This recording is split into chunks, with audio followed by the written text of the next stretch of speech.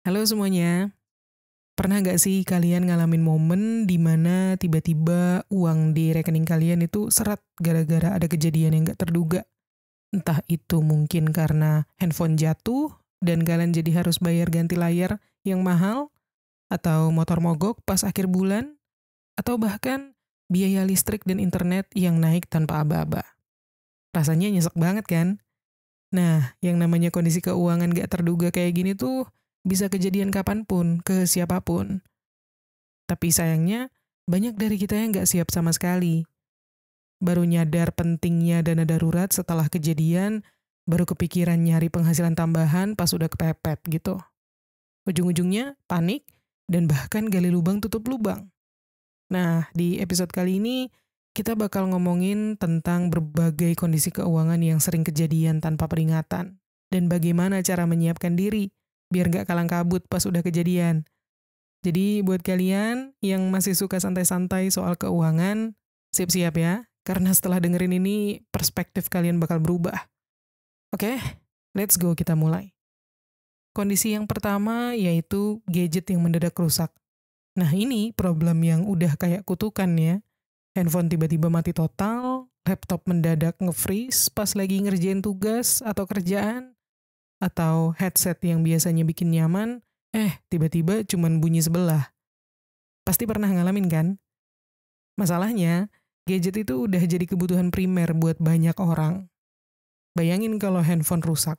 Kalian bukan cuma kehilangan alat komunikasi aja, tapi juga alat untuk kerja, belajar, dan kadang buat pesan makanan online juga gitu kan. Dan kalau udah kejadian, biasanya kita dihadapkan sama dua pilihan yang pahit, antara servis atau beli baru.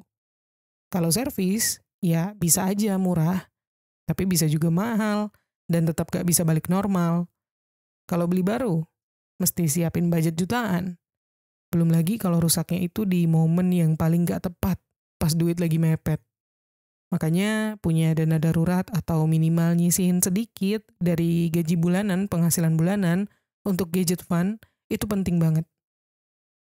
Next, kondisi yang kedua, tagihan listrik dan internet yang naik. Bulan kemarin bayar listrik 300.000.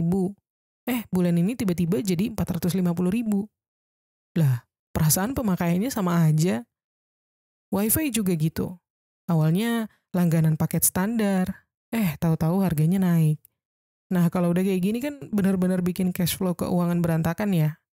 Dan sering banget kita tuh nggak ngeh kalau harga-harga langganan itu bisa naik kapanpun tanpa pemberitahuan yang jelas. Ujung-ujungnya pas bayar baru kita sadar.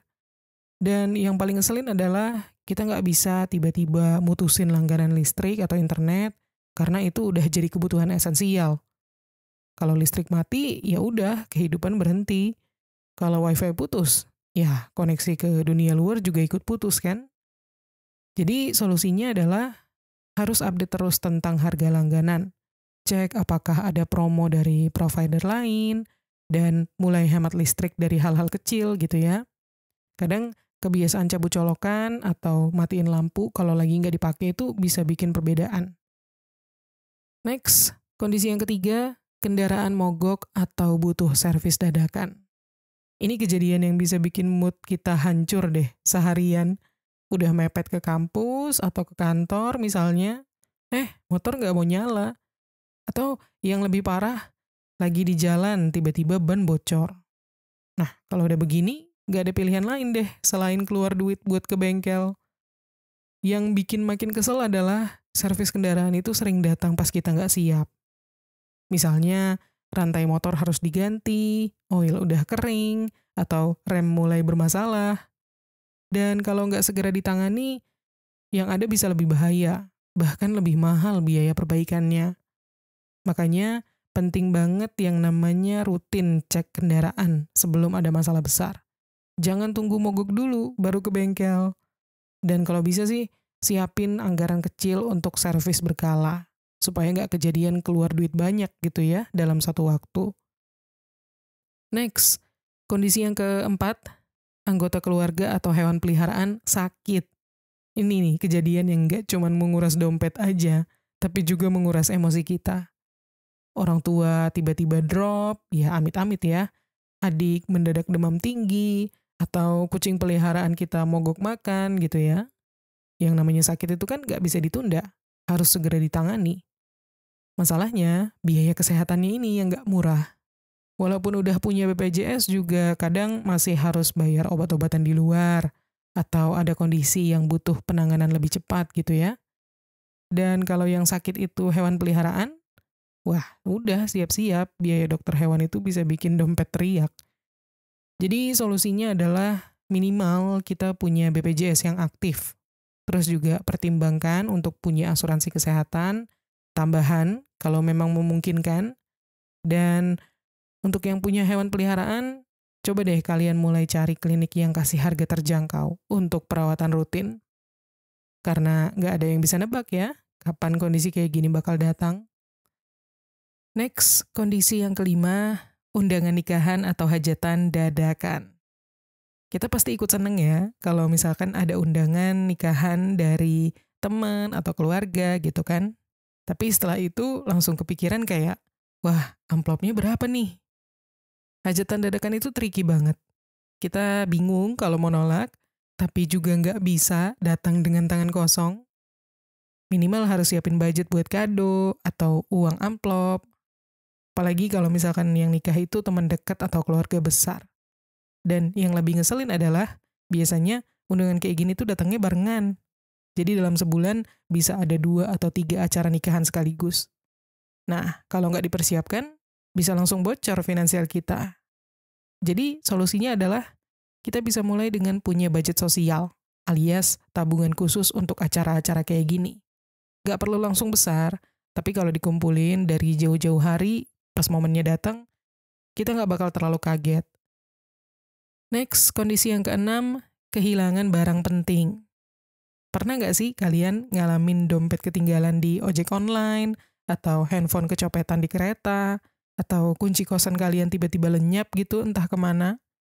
Nah ini tuh kejadian yang bisa benar-benar bikin panik dan langsung mikir, duh duit lagi tipis, tapi harus beli atau ganti ini sekarang juga. Misalnya handphone hilang deh. Nggak cuma urusan beli handphone baru yang mahal ya, tapi juga ribet karena harus blokir kartu SIM, akses ke e-wallet hilang, dan kalau handphonenya buat kerja atau kuliah, ya makin stres gitu.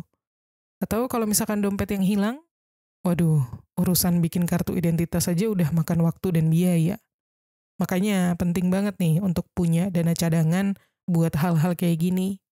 Bisa juga mulai biasain nyimpan duplikat kunci, terus juga pakai dompet digital untuk mengurangi risiko kehilangan uang tunai, dan pastiin bahwa data penting di handphone itu selalu kita backup, supaya nggak makin ribet kalau hilang.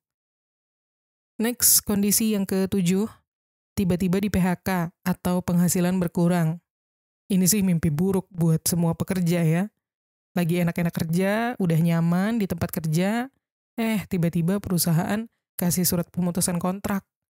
Atau kalau misalkan buat yang freelance nih, proyek tiba-tiba sepi, klien pada pending pembayaran, dan pemasukan langsung seret gitu ya. Dan yang bikin makin pusing tuh sebenarnya pengeluaran kita tetap jalan terus. Bayar kos, makan, transportasi, listrik, semuanya ini nggak bisa ditunda. Ini yang sering bikin kita akhirnya kepaksa ngutang atau jual barang buat bertahan hidup. Makanya selalu siapin dana darurat minimal 3-6 bulan pengeluaran. Supaya kalau misalkan ada kejadian kayak gini, kita masih punya napas untuk mencari pekerjaan baru atau bangun sumber penghasilan lain.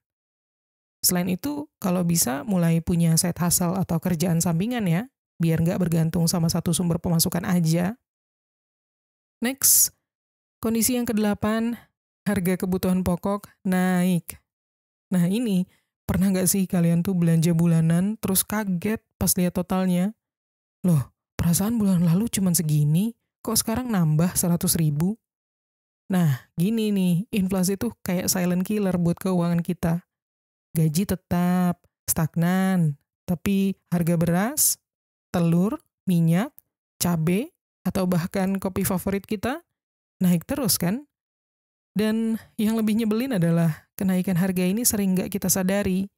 Awalnya mungkin cuma naik 500 perak atau 1.000 perak gitu kan. Tapi kalau semua naik barengan, bisa jebol juga budget bulanan. Nah, solusinya adalah kita harus selalu update harga pasar. Terus juga coba cari alternatif yang lebih murah dan mulai biasakan untuk masak sendiri supaya nggak terlalu bergantung sama makanan jadi yang beli di luar yang mana harganya lebih mahal.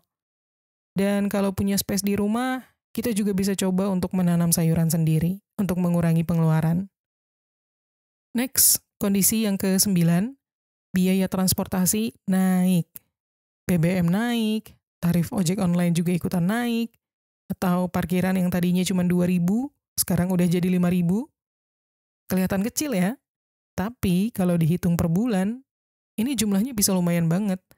Kadang kita nggak sadar kalau budget transportasi kita naik drastis, sampai tiba-tiba duit kita udah cepat habis di pertengahan bulan. Yang tadinya udah ngitung biaya transportasi pas-pasan, sekarang harus cari cara untuk mengurangi pengeluaran. Nah, solusinya mulai cari opsi transportasi yang lebih murah. Bisa dengan lebih sering naik kendaraan umum, atau nebeng teman kalau memungkinkan ya. Atau kalau jaraknya deket, ya sekalian aja jalan kaki atau naik sepeda aja, biar lebih hemat. Dan buat yang pakai ojol setiap hari, coba deh sering-sering manfaatin promo atau paket langganan biar lebih murah.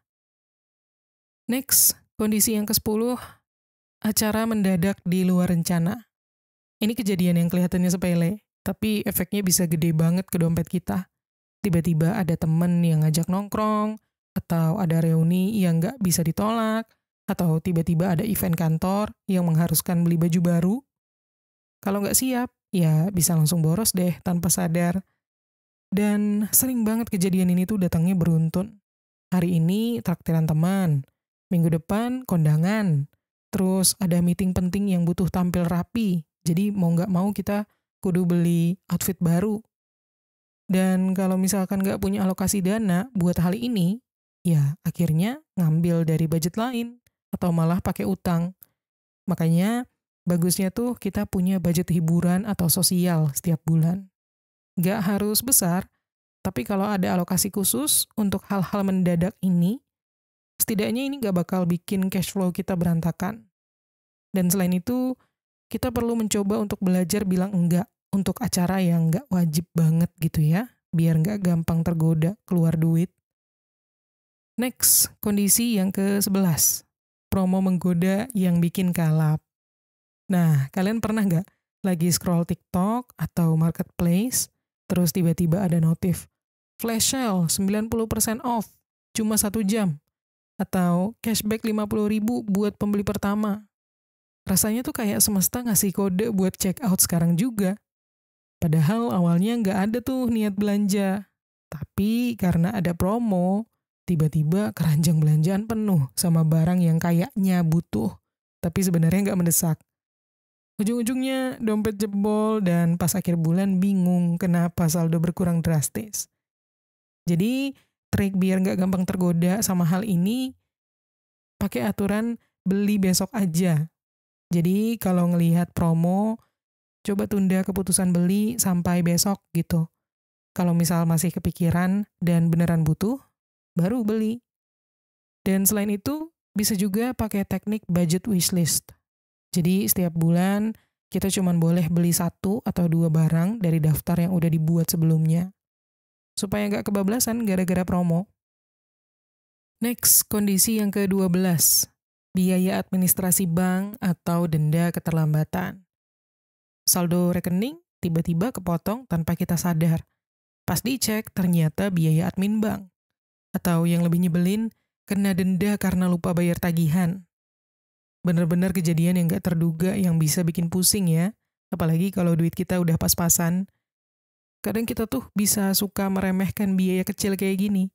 Ah, gak apa-apa lah, cuma 5.000 doang kok sebulan. Tapi pas dikumpulin setahun, bisa ratusan ribu. Belum lagi kalau kita itu sering transfer beda bank atau telat bayar cicilan. Nah, cara menghindarinya, pertama, pilih rekening bank yang biaya adminnya kecil atau bahkan 0 rupiah. Terus kedua, bikin reminder otomatis untuk bayar tagihan sebelum jatuh tempo. Dan kalau perlu, auto debit biar nggak lupa sama sekali. Hal-hal kecil kayak gini bisa menjaga keuangan kita tetap stabil tanpa kebocoran yang nggak perlu. Next, kondisi yang ke-13, peralatan rumah tangga rusak. Nah, pernah nggak nih kalian ngalamin misalnya kayak kulkas tiba-tiba nggak dingin? Atau mesin cuci yang biasanya ngeluarin air, malah diem aja kayak lagi ngambek. Ini kejadian yang sering banget datang tanpa aba-aba. Dan yang bikin pusing tuh, peralatan rumah tangga ini barang mahal kan? Kalau rusak, kita belum tentu bisa langsung beli baru karena harganya jutaan. Tapi kalau dibiarkan, malah makin ribet hidup kita. Bayangin kulkas mati, makanan jadi basi semua. Atau mesin cuci rusak, terus tiap hari harus nyuci manual gitu.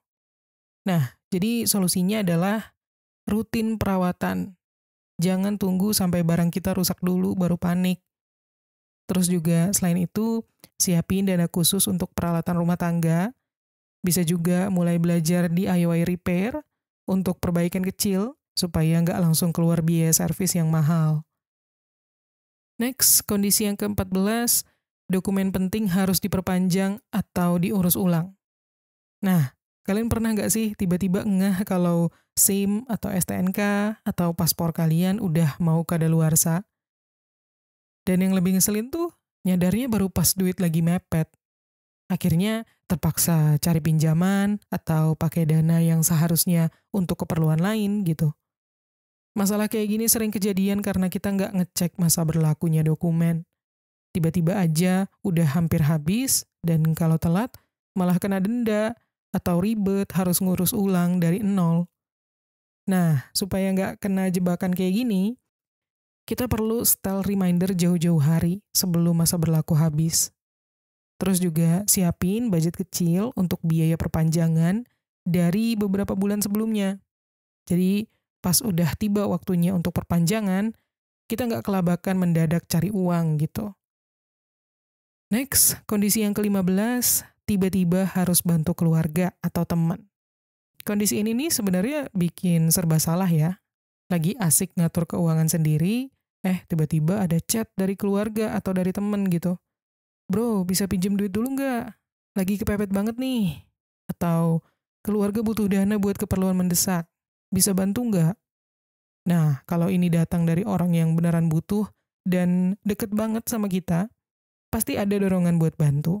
Tapi di sisi lain, keuangan kita sendiri juga nggak selalu siap untuk keluarin dana besar mendadak. Belum lagi kalau ini soal pinjam-meminjam duit ya, yang kalau nggak jelas, urusannya bisa panjang berujung ke hubungan yang awkward bahkan rusak.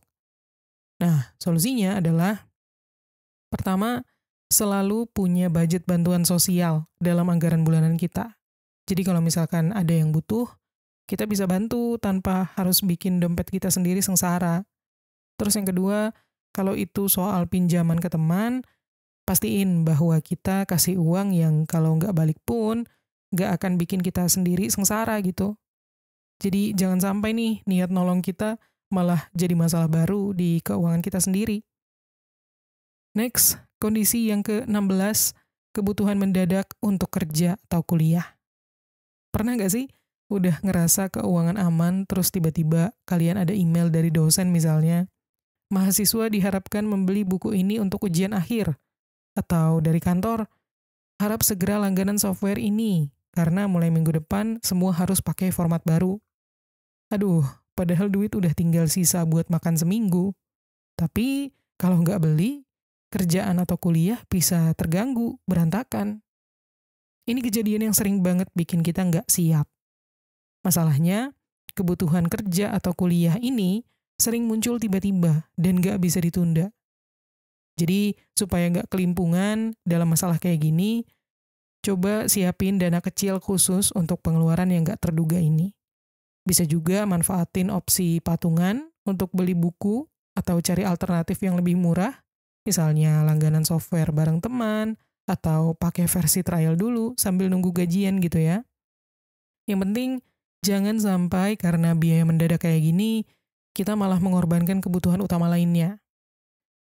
Dan kondisi yang ke-17, bencana alam atau kejadian yang nggak terduga. Ini kondisi yang benar-benar nggak bisa diprediksi dan bisa terjadi kapanpun sih. Hujan deras bikin rumah bocor, atau banjir bikin motor mogok, atau bahkan gempa yang bikin kita harus cari tempat tinggal sementara gitu ya. Bahkan kejadian kayak listrik mati berjam-jam juga bisa bikin kita keluarin biaya tambahan buat beli makanan karena nggak bisa masak, atau beli paket data kuota tambahan karena wifi mati. Masalahnya, banyak orang yang baru sadar pentingnya dana darurat pas kejadian kayak gini udah terjadi. Padahal kalau dari awal kita menyiapkan skenario darurat, efeknya ke finansial tuh bisa jauh lebih ringan. Nah, cara antisipasinya adalah punya dana darurat yang cukup minimal untuk bertahan 1 bulan tanpa penghasilan. Sebenarnya lebih aman kalau 3-6 bulan pengeluaran ya, dan itu untuk yang single, nggak punya tanggungan, selain diri sendiri. Terus juga selain itu, kalau tinggal di daerah yang rawan banjir atau gempa, kita bisa mulai pertimbangkan asuransi rumah atau kendaraan, supaya nggak harus keluar biaya besar buat perbaikan nanti. Karena memang kejadian kayak gini nih bukan soal mungkin terjadi ya, tapi kapan terjadinya. Nah, jadi intinya kondisi keuangan yang nggak terduga itu bukan soal kalau kejadian ya, tapi kapan kejadian. Mau nggak mau memang kita harus siap dari sekarang, dari sebelum terjadi. Kalau kalian punya pengalaman tentang kondisi keuangan yang nggak terduga, yang pernah bikin kalian panik, boleh banget ya share di kolom komentar. Oke, segitu dulu untuk episode kali ini. Semoga bermanfaat dan terima kasih udah nonton. Kita ketemu lagi di tips menuju kekayaan berikutnya.